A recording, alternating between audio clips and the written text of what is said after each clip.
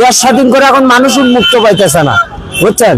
এছাড়া সব দিক দিয়ে উন্মুক্ত পাইতেছে, বাজারে একদিক দিয়ে আসছে, একদিক দিয়ে রোডের আসছে, সে স্বাধীনতাটা মনের ভিতর থেকে উঠে যাইতেছে আস্তে আস্তে।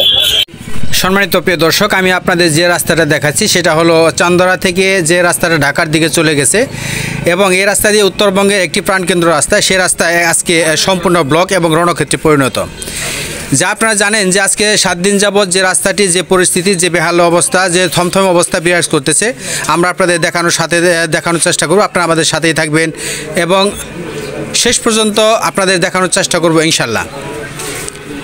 তো দেখেন, আপনাদের দেখাচ্ছি যেটা হলো এই রাস্তা দিয়ে মানুষ কিছু দূর যাচ্ছে এবং ক্রসিং থেকেই ঘুরে আসতেছে, কারণ সেখানে সামনে সেনাবাহিনী অবস্থান করতেছে। এই ভাইয়ের সাথে একটু কথা বলবো।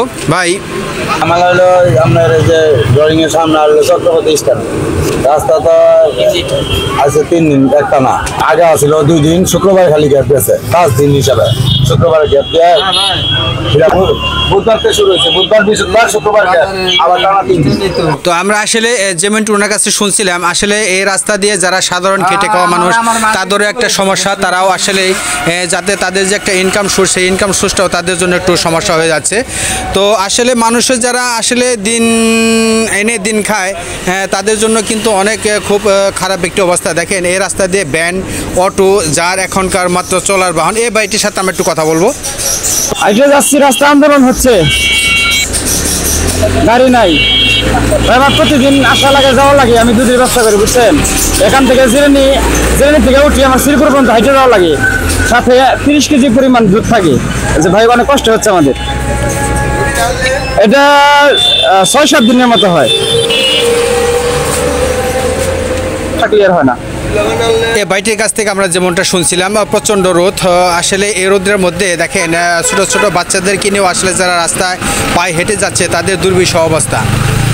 তো এই প্রচণ্ড রোদের মধ্যে আজকে আমাদের যে এখানকার যে রণক্ষেত্রের অবস্থা, তা যে থমথমে অবস্থা বিরাজ করতেছে, আপনাদের দেখানোর চেষ্টা করতেছি। আমাদের সাউন্ড ঠিক হয় কিনা অবশ্যই জানাবেন এবং আপনার মতামত কমেন্টস বক্সে জানাবেন। দেখেন, প্রত্যেকটি অটোতেই যে অবস্থা, একটি আসলে দুঃখজনক বিষয় হলো মানুষের যে একটা জরুরি কাজে সে যাবে, সেই কাজটা সে করতে পারতেছে না, যাইতে পারতেছে না। তার গন্তব্যস্থলে সে না যেয়ে সেখান থেকে ফিরে আসতেছে।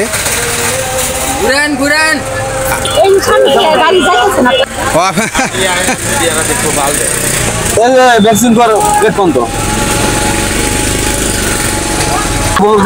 বন্ধ। আচ্ছা, ধন্যবাদ আপনাকে অনেক ধন্যবাদ। গাজীপুর এক্সট্রা নিউজের পক্ষ থেকে আপনাকে অনেক ধন্যবাদ। এই ভাইটির সাথে একটু কথা বলি। ধারণা নাই, আমি তো ভিতরে কাজ করি, আজকে এদিকে আসছি, কারণ ওইভাবে ধারণা নাই। রাস্তাটা বন্ধ, ভোগান্তি।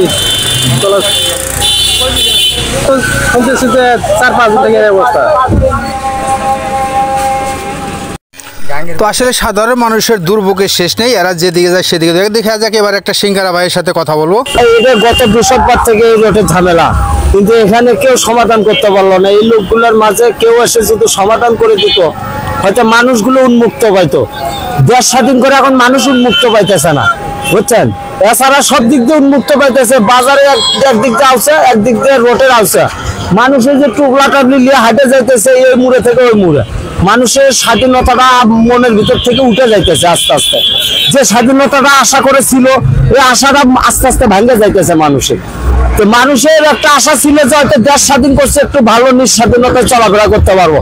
আর রোডেও একটা শান্তি নাই, এদিকে ডিউটি করে মানুষ যে একটা বউ বাচ্চা করে ফ্রি আছে, একটা ডিউটি করতেছে, সেদিকেও একটা শান্তি নেই। মানুষ এখন কোন পর্যায়ে আছে? মধ্যস্থলও নাই, উপরও নাই, নিচেও নাই। মানুষ এখন নিচ মুখে ডাকতেছে, বুঝছেন, বাতাসের দিকেও নাই। আমরা যেমনটি শুনছিলাম এই ভাইয়ের কাছে, তো একজন স্বাধীন দেশে একজন স্বাধীন নাগরিক হিসাবে এই দেশের মানুষ স্বাধীনভাবে বসবাস করতে চায়, এটাই সাধারণ মানুষের চাওয়া এবং পাওয়া।